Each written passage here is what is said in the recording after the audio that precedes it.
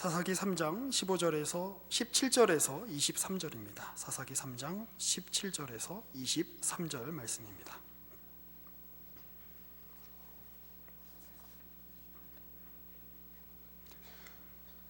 봉독하겠습니다. 곡물을 모압 왕 에글론에게 바쳤는데 에글론은 매우 비둔한 자였더라. 에훗이 곡물 바치기를 마친 후에 곡물을 메고 온 자들을 보내고 자기는 길갈 근처 돌 뜨는 곳에서부터 돌아와서 이르되 왕이여 내가 은밀한 일을 왕에게 아뢰려 하나이다 하니 왕이 명령하여 조용히 하라 하매 모셔 선 자들이 다 물러간지라. 에훗이 그에게로 들어가니 왕은 서늘한 다락방에 홀로 앉아있는 중이라. 에훗이 이르되 내가 하나님의 명령을 받들어 왕에게 아랠 일이 있나이다 하매 왕이 그의 좌석에서 일어나니 에훗이 왼손을 뻗쳐 그의 오른손 허벅지 위에서 칼을 빼어 왕의 몸을 찌르매 칼자루도 나를 따라 들어가서 그 끝이 등 뒤까지 나갔고 그가 칼을 그의 몸에서 빼내지 아니하였으므로 기름이 칼날에 엉겼더라. 에훗이 현관에 나와서 다락문들을 뒤에서 닫아 잠그니라. 아멘. 지난주에 이어서 그 에훗에 관한 이야기를 함께 같이 여러분들하고 이렇게 나누기를 원합니다.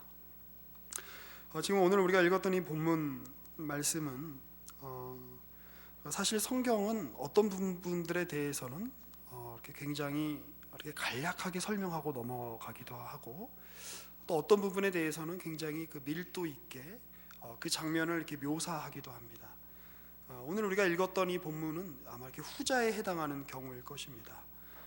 에훗이 에글론 왕을 죽인 얘기를 굉장히 빽빽하고 밀도 있게 이렇게 그려내고 있는 것을 이렇게 볼 수가 있습니다. 자, 특별히 17절에 보면 곡물을 모압 왕 에글론에게 이렇게 바친 후에 에훗이 18절을 볼까요? 곡물을 메고 온 자들을 이렇게 돌려보냅니다. 그리고 자기 혼자 길갈 근처 돌 뜨는 곳에서부터 돌아와서 왕에게 다가갑니다. 그 홀로 그 에훗이 자기가 이렇게 함께 온 사람들, 곡물을 바쳤던 사람들을 이렇게 돌려보내고 그 에글론 왕 앞에 섰을 때에 어떤 이렇게 마음이었을까요? 어떤 느낌이었을까요? 이렇게 본문 말씀을 이렇게 천천히 읽어보면 그 에훗이 에글론 왕을 암살하려고 했던 이 일은 즉흥적으로 했던 일처럼 보이지는 않습니다.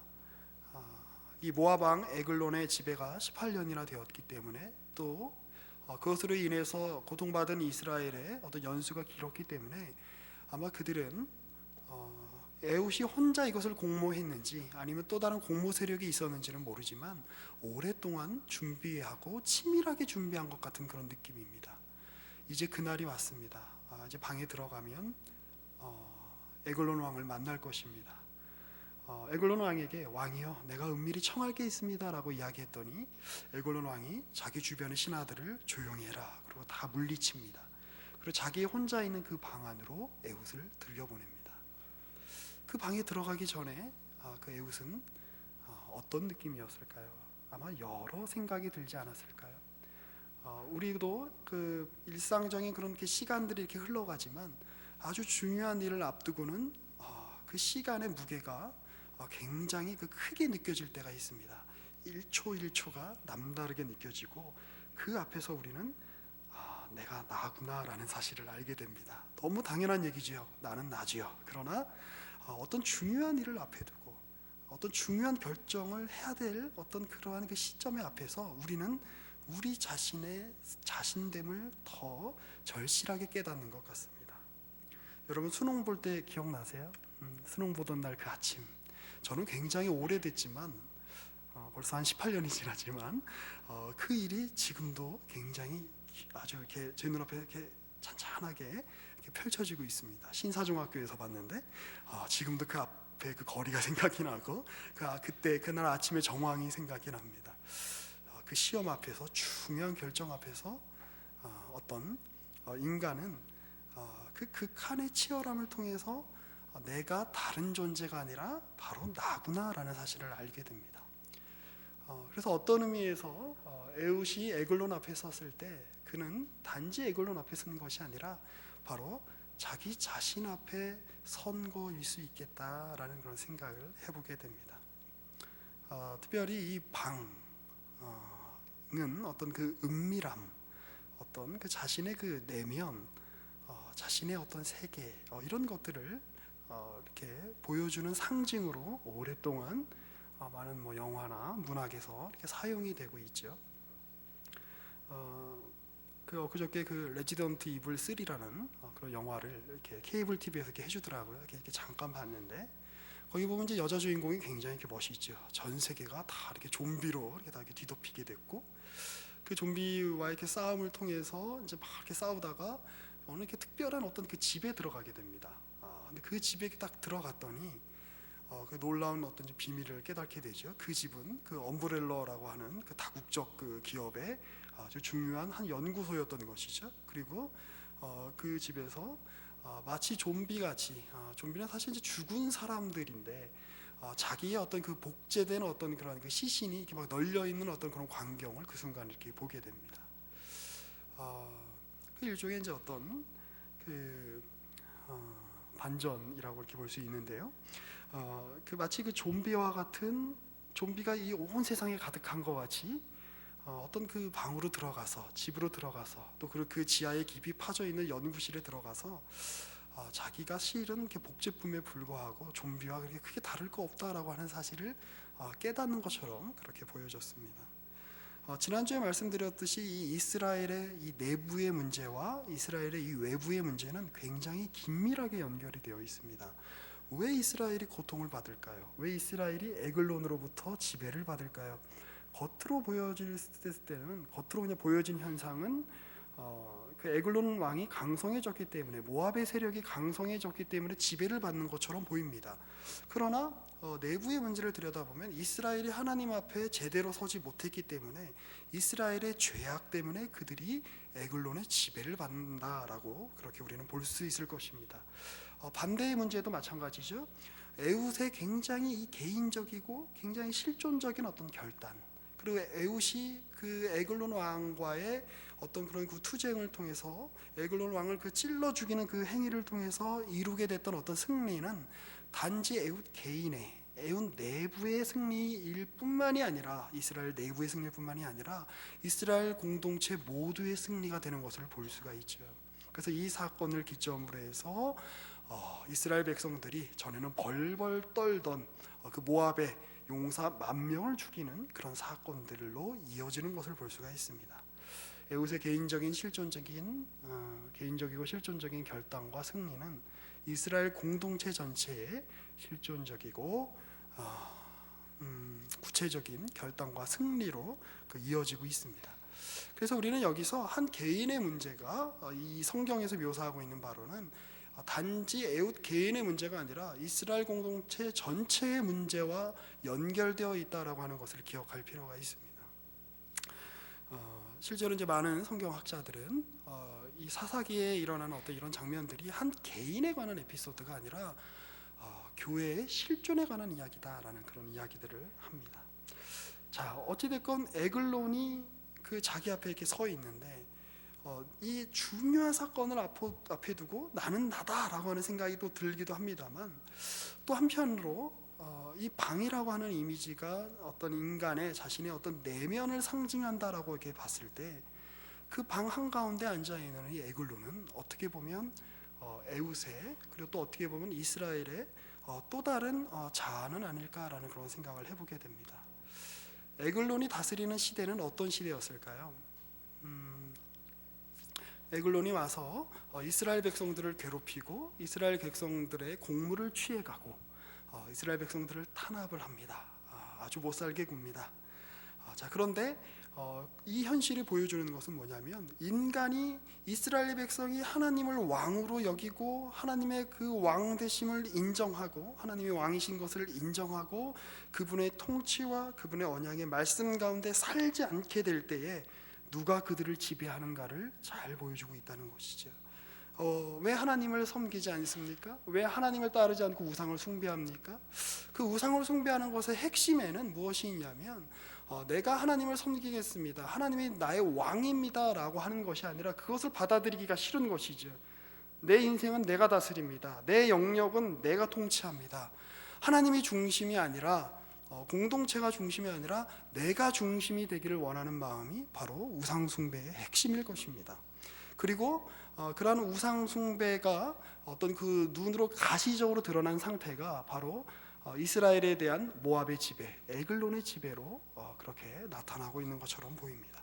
그래서 어떤 면으로 보면 에글론 왕은 이스라엘이 가지고 있는 어떤 욕망의 투사, 욕망의 그림자, 이스라엘의 또 다른 모습일 수 있겠다 싶은 그런 생각을 해보게 됩니다. 에글론이란 이름이 말씀드렸듯이 살찐, 송아지, 이런 히브리어 발음하고 비슷하다라고 말씀을 드렸습니다. 결국 에글론은 이것이죠. 내 욕망을 왕으로 삼는 것, 내 욕망을 내가 속한 세계의 중심으로 생각하는 것. 결국 이것입니다. 나를 섬겨라. 이 세상에 있는 모든 것들이 나를 섬겨야 한다라고 주장하는 것입니다. 이렇게 주장하는 세력이 있었지요. 마태복음 4장으로 넘어가 보겠습니다. 신약성경 마태복음 4장입니다. 잘 아시는 것처럼 예수님께서 그 40일 동안 그 광야에서 금식을 하시고 그 마귀에게 이제 시험을 받으시죠. 7절부터 한번 보겠습니다. 8절부터 보겠습니다. 마귀가 또 그를 데리고 지극히 높은 산으로 가서 천하만국과 그 영광을 보여 이르되 만일 내게 엎드려 경배하면 이 모든 것을 내게 주리라. 이 예수께서 말씀하시되 사탄아 물러가라. 기록되었을 때 주 너의 하나님께 경배하고 다만 그를 섬기라 하였느니라. 이에 마귀는 예수를 떠나고 천사들이 나와 수종드니라. 여러분, 사실 이 세계의 참된 실제적인 주인은 하나님이십니다. 하나님이 이 세상을 창조하셨고 마귀조차도 하나님의 피조물에 불과합니다. 그런데 그가 감히 하나님이신 예수 그리스도 앞에 세상을 보여주고 나에게 절해라, 그럼 내가 이 세상을 너에게 주겠다라고 이야기합니다. 마치 세상의 소유물이 참된 어떤 그 소유주가 바로 자기인 것처럼 그렇게 거짓된 이야기를 하죠. 그러니까 예수님 뭐라고 말씀하십니까? 사탄아 물러가라. 주 너의 하나님께 경배하고 다만 그를 섬겨라. 이 세상의 주인은 네가 아니라 하나님이시다. 하나님이 세상이 어떤 그런 그 내 밖에 있는 어떤 다른 것이 너를 섬겨야 되는 것이 아니라 내가 하나님을 섬겨야 되는 거다라고 그렇게 이야기하고 계십니다. 바로 여기 나와 있는 이 마귀는 바로 그 에글론 같은 그리고 우리 내면에 있는 에글론처럼 서 있는 우리 스스로를 왕으로 섬기고 싶어하는 어떤 이기적인 마음과 우상숭배의 핵심되는 어떤 그런 면이 인격적으로 드러나 있는 것처럼 그렇게 보여집니다. 마가복음 1장으로 한번 더 넘어가 볼까요? 마가복음 1장을 보면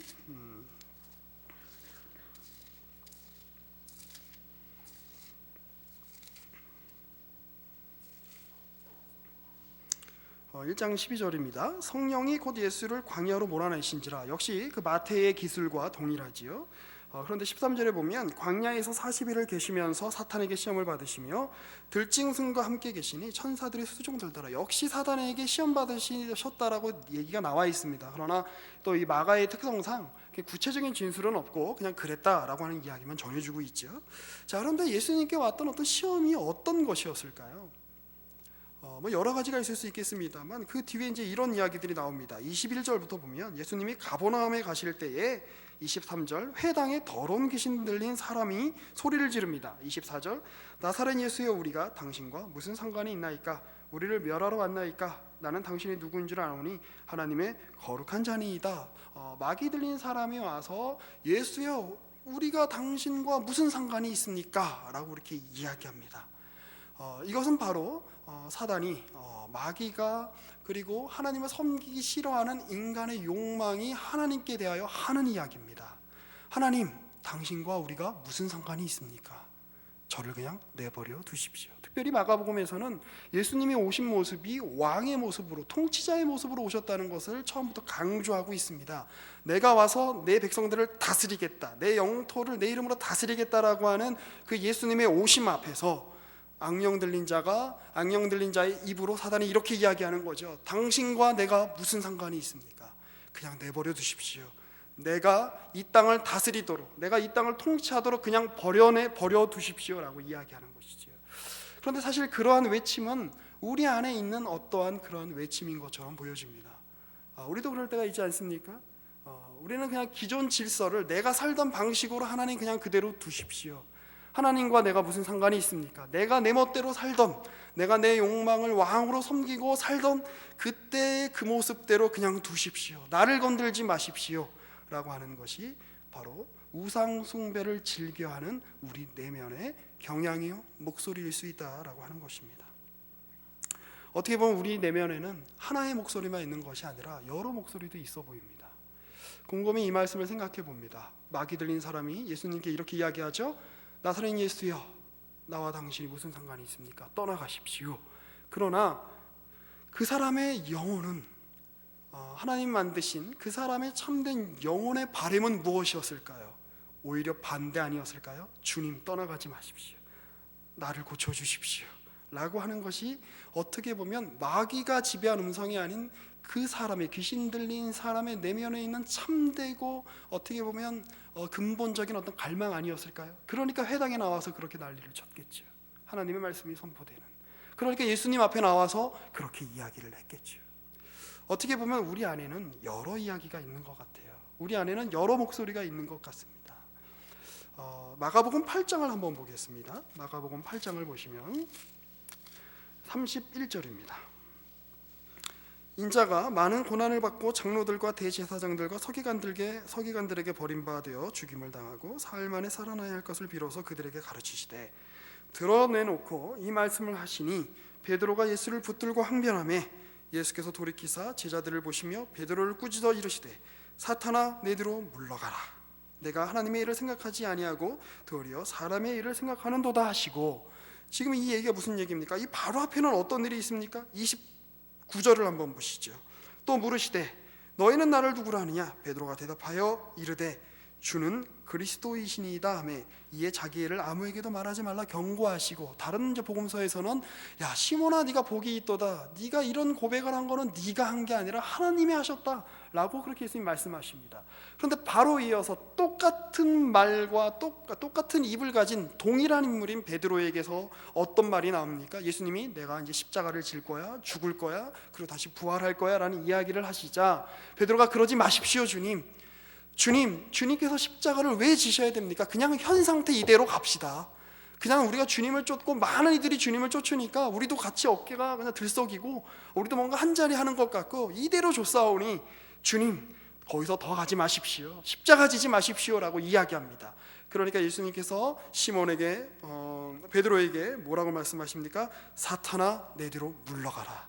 똑같은 베드로인데 어떨 때는 예수님을 향한 참된 신앙 고백을 하고 어떨 때는 사탄처럼 이야기했다라는 것이에요. 사탄의 목소리가 그 안에 있었다라고 하는 것입니다.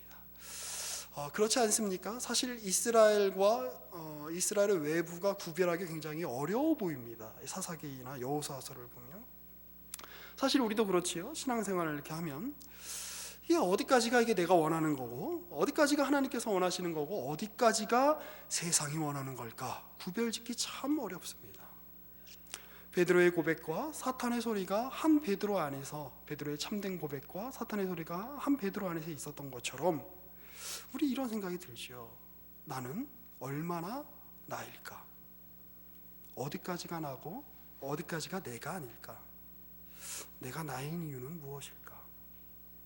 생물학자들에 의하면 인간과 박테리아의 유전적인 어떤 그 비슷함이, 예를 들어 전체를 한 5라고 치면 한 5분의 4는 똑같답니다. 그러면 어디까지가, 그러니까 제가 갖고 있는 이 유전자나 이 저기 있는 저기 바퀴벌레가 있는 유전자나 거의 비슷하다는 거예요. 그럼 도대체 나는 어디까지가 나고 어디까지가 사람일까요? 그리고 우리 내면에 제가 이제 여러분들에게 이야기를 합니다만 사실 저도 이렇게 헷갈릴 때가 있습니다. 제 목소리는 어디까지 제 목소리일까요? 제가 지금 여러분들에게 설교할 때 제 얘기는 어디까지 제 얘기일까요? 제가 남포교회 오기 전에도 여러 교회를 거쳤습니다만 혹은 계속해서 이제 이 자리에 오기까지 제가 존경해왔던 우리 박 목사님도 계시고 이제 많은 설교자들이 있죠. 가끔 제가 제 설교를 이렇게 보면 어떨 때는 저의 독특한 이야기도 있지만 그 제가 아닌 사람의 이야기도 있는 것 같아요. 제가 아닌 내 속에 또 다른 내가 있어요. 어떤 그 정신분열증 환자의 이야기를 하려고 하는 것이 아니라 사실 여러분들이 이야기하거나 좋아하는 사람의 어떤 그런 그 오마주들이 그 존경하는 그 마음들이 내 어떤 행위를 통해서 이렇게 드러나지 않습니까? 특히 이제 찬양인도 할 때 보면 이제 그런 것들이 잘 드러나죠. 그래서 옛날 1990년대에는 저도 그때 이제 교회에서 막 찬양인도 하고 그랬는데 모두가 다 스테반 선교사였어요. 그래서 뭐 굉장히 이렇게 목에 이렇게 힘을 주고 뭐 할렐루야 이렇게 얘기하고, 좀 지난 다음에 제 마음에는 그 미국의 유명한 찬양 인도자인 돈 모엔이나 론 캐널리 같은 사람들의 어떤 그런 이미지를 그리고 곰곰이 생각해 볼 필요가 있죠. 지금 제가 이제 설교를 하지만 제 안에는 뭐 어떨 때는 하영조 목사님도 계신 것 같고, 어떨 때는 박영선 목사님도 계신 것 같고, 뭐 어떨 때는 가끔 요즘은 저도 모르게 제 안에 강선 목사님이 있는 것 같아요. 어저께 우리 회장, 청년이부 회장인 제표 형제랑 이제 요리문답을 같이 했는데, 이제 웨스터민스터 소요리문답 1번이 그거죠. 사람의 제일 되는 목적이 무엇입니까? 하나님을 영화롭게 하고 그분을 즐거워하는 것입니다 라고 했는데, 제가 계속해서 우리 제표 형제를 질문으로 괴롭히기 신공을 펼쳤어요. 그래서 이 얘기에 동의하냐고. 동의한대요. 나는 동의가 안 되는데 그럼 왜 사람이 인생의 목적을 가져야 되죠? 제표 형제가 뭐라고 막 얘기했어요. 그럼 그 목적이 왜 꼭 하나님께 영광을 돌리는 것이어야 되죠? 우리 회장하는 형제가 또 뭐라고 얘기했어요? 왜 꼭 우리 인생의 목적이 하나님을 기뻐하는 것이 되어야 되죠? 끊임없이 제가 막 질문을 하면서 이거 이 장면 어디서 많이 봤던 장면인데 내 안에는 굉장히 여러 개의 목소리들이 있죠. 나는 얼마나 날까요? 가끔 우리가 인생을 살다 보면 내가 이렇게 인간이 아닌 것처럼, 인간이 사람인데 사람이 아니문이다라고 이렇게 이야기할 수밖에 없을 정도의 일들이 나에게서도 일어나고 우리 주변에서 이렇게 종종 일어나지 않습니까? 이 문제를 과연 이렇게 어떻게 해결이 될까요? 분명히 이스라엘은 하나님의 언약 백성이고, 하나님이 출애굽을 시키시고, 하나님이 요단을 건너게 하시고, 하나님께서 품으시는 그의 백성인데 왜 이스라엘 백성은 가나안 백성하고 별로 차이가 없어 보일까요? 저랑 바퀴벌레랑 유전 정보가 별로 차이가 없는 것처럼 왜 이스라엘 백성은 가나안인들하고 별로 다른 게 없어 보일까요? 그런데 우리가 이런 식으로 자꾸 이렇게 환원시켜서 생각해 보면 도대체 인간의 가치가 어디 있는가 이런 생각을 하게 됩니다. 그치? 우리 인간이 동물하고 다를 게 뭐가 있는가? 우리 크리스찬이 세상 사람과 다를 게 도대체 뭐가 있는가? 우리도 하나님의 백성이라고 부름받아서 여기 교회에 나와 있지만 여러분들이 예수 믿지 아니하는 친구들하고 한번 비교해서 생각해 보십시오. 다를 게 별로 없어 보여요. 똑같이 밥 먹고, 똑같이 배설하고, 똑같이 어떤 그 삶에 주어진 문제들을 긍긍하며 그렇게 살아가는 거죠. 도대체 하나님의 백성을 하나님의 백성이라고 규정 지을 수 있는 그 요소는 과연 무엇일까라고 하는 생각이 당연히 들 수밖에 없죠.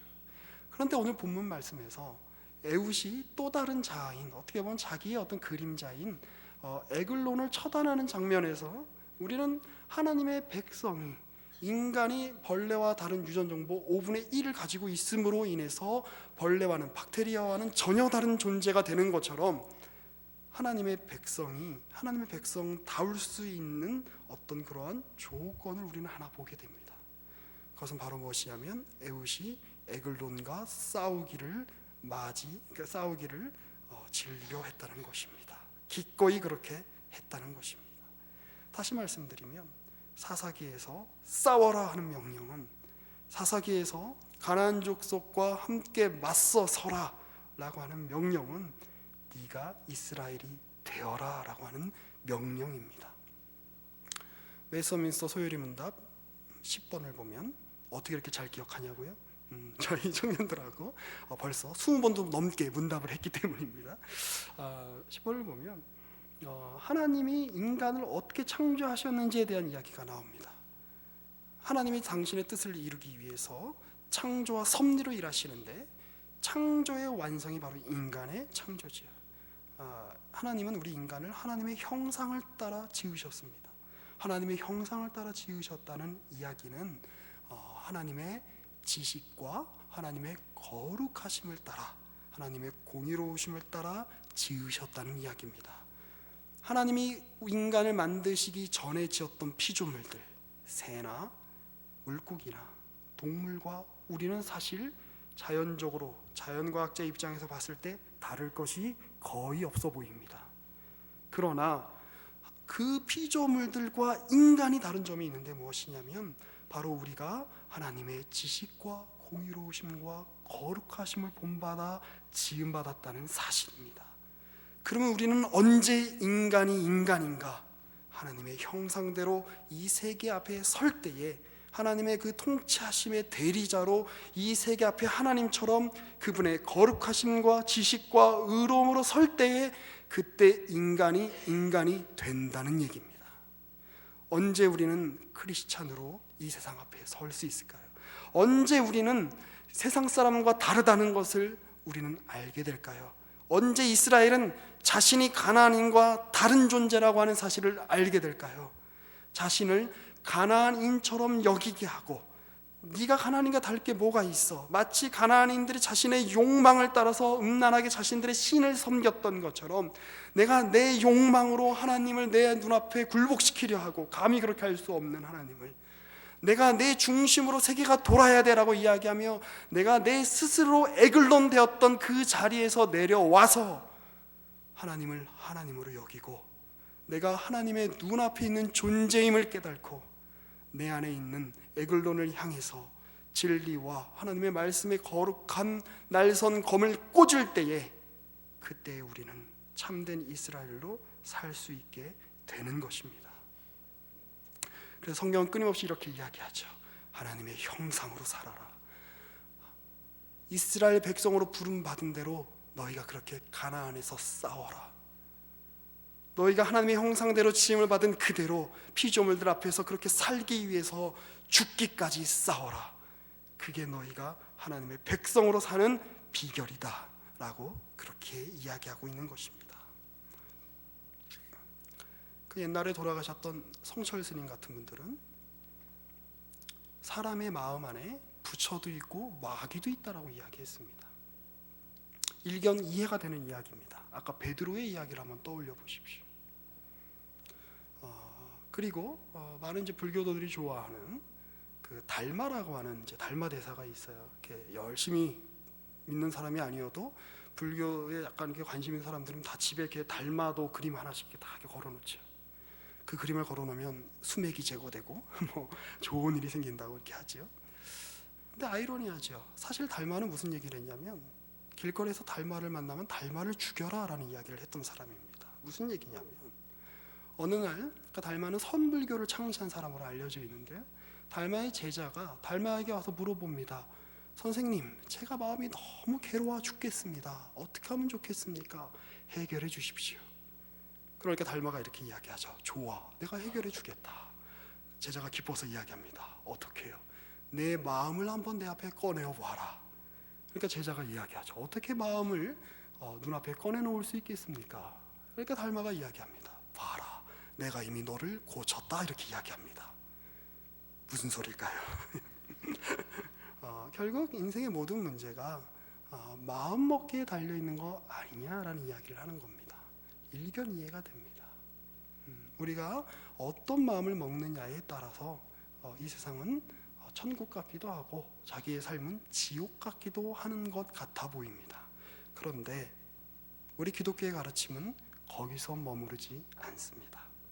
마음을 고쳐 먹어도 다시 일어나는 그 욕망과 죄에 대한 욕망과 후회하고 한숨을 내쉬어도 계속해서 일어나는 우리의 삶의 현실의 문제를 그러한 관점으로는 해결할 수 없기 때문에 그렇습니다. 몸의 문제, 현실의 문제가 단지 마음먹기에 따라서 달라지는 것 같아 보이지는 않기 때문에 그렇습니다. 성경은 오히려 몸의 결단, 실존적인 결단을 요구하는 것처럼 보입니다. 에웃이 그래, 에글론은 또 다른 나인 것 같아. 우리가 그렇게 투영하는 그런 그 잘못된 자아인 것 같아. 에글론은 없는 거야 라고 마음을 먹는다고 해서 그의 현실적인 문제, 이스라엘 백성의 교회된 이스라엘 백성의 실존적인 문제가 해결되지 않습니다. 실제로 칼을 들어서 에글론의 심장에 칼을 꽂아야 됩니다. 예수님께서는 단지 관념으로 이 땅에 오시지 않았습니다. 예수님께서는 단지 어떤 도덕적인 어떠한 그 명분으로 이 땅에 오시지 않았습니다. 예수님으로 주어진 진리는 어떤 명제적인 진리가 아니라 몸으로 오신 진리입니다. 삶으로 오신 진리입니다. 예수님께서는 그 몸으로, 우리와 같은 몸으로 우리와 같은 인생을 사시고, 예수님께서 결단하시어 십자가에 자기를 못 박으도록 로마 병정들에게 자신을 내어 주셨습니다. 어떻게 보면 스스로를 찌르신 거죠. 그리고 예수님은 죽음과 부활을 거쳐서 하나님 우편에, 보좌 우편에 올라가시고 우리의 영광을 받으시는 우리의 주님으로 칭함을 받게 되셨습니다. 모든 이들에게 알려지셨습니다. 그러나 그걸 한번 생각해 보십시오. 에웃이 에글론을 찔렀을 때 그 광경을 누가 보았을까요? 성경에 의하면 아무도 없습니다. 예수님이 부활하실 때 그 광경을 누가 보았을까요? 성경에 의하면 아무도 없습니다. 무엇을 의미하는 걸까요? 여러분, 하나님의 회복은, 하나님의 나라는 우리의 눈에 보이는 자리에서 시작하는 것이 아니라 우리의 마음의 방, 우리의 내면의 깊은 실존적인 자리, 거기에서 내가 내 삶의 주인 되었던, 내 스스로 나를 우상화하고 하나님이 내 뜻을 들어주셔야만 된다라고 가증스럽게 이야기했던 에글론을 찔러 죽이는 것에서부터 시작된다라고 하는 것입니다. 여러분이 혼자 있을 때 여러분은 하나님 앞에 어떤 사람들입니까? 여러분이 홀로 있을 때, 여러분의 방에 홀로 앉아 있을 때, 여러분은 하나님도 공동체의 지체들도 나에게 기준을 맞추시오라고 이야기하며 에글론적인, 모압 왕적인 통치를 그렇게 베풀고 있지 않습니까? 여러분 스스로의 욕망과 여러분 스스로의 쾌락과 여러분 스스로의 어떤 이기심을 왕으로 삼아 그렇게 하나님 앞에 서 있지는 않습니까? 그 자리에서 우리는 무릎을 꿇어야 됩니다. 그 자리에서, 여러분 홀로 있는 그 자리에서 우리는 실존적인 결단을 해야 합니다. 왕은 내가 아니라 하나님이십니다. 세상은 나를 중심으로 돌아가는 것이 아니라 하나님을 중심으로 돌아가는 것입니다. 공동체에 나와서도 마찬가지지요. 왜 교회가 어려움을 겪습니까? 왜 교회에 여러 가지 어려움들이 있습니까? 물론 하나님이 주시는 연단의 도구일 수도 있지만 자기가 중심이 되어 내 옆에 있는 사람들도 내 기분을 맞추라, 심지어 교역자들도 내 뜻에 따르라, 모든 공동체가 내 마음에 들게 행동해라 라고 하는 철저한 자기 중심성을 내려놓지 못하기 때문에 공동체에 어려움이 있는 거 아니겠습니까? 왜 찬양 인도를 여러분들 마음에 드는 대로 해야 되죠? 왜 설교가 여러분들 귀에 듣기 편한 대로 그렇게 행해져야 되죠? 왜 공동체가 내 마음에 들고 내 마음에 쏙 드는 대로 그렇게 운영이 돼야 되죠? 왜 저 사람이, 나와 함께 한 공동체에 있는 저 사람이 내 마음에 들게 행동하라라고 왜 여러분들 그렇게 끊임없이 강요하고 있죠? 그렇지 않으면 나는 저 공동체에 나아가지 않겠다, 내 마음에 들지 않기 때문이다라고 하는 여러분들 마음 안에 에글론 왕의 목소리가 있지 않습니까? 심지어 하나님도, 말씀도 내 기준에 맞춰서 내가 다스리고 내 욕망이 왕이 되는 그런 현실을 여러분들은 살고 계시지 않습니까? 그러한 현실 앞에서 하나님 우리에게 요구하십니다. 너희 안에 있는 에글론 왕을 찌르라. 왕은 에글론이 아니라, 왕은 모압 왕이 아니라, 이스라엘의 왕은 이스라엘 자신이 아니라 하나님이시다라고 하는 사실입니다. 기도하겠습니다.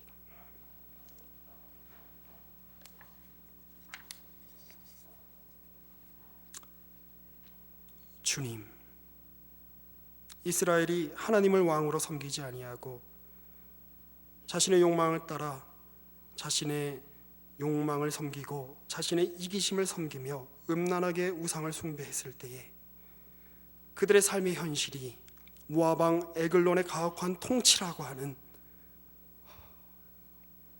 그런 비참한 현실로 살게 되었음을 오늘 우리가 기억합니다.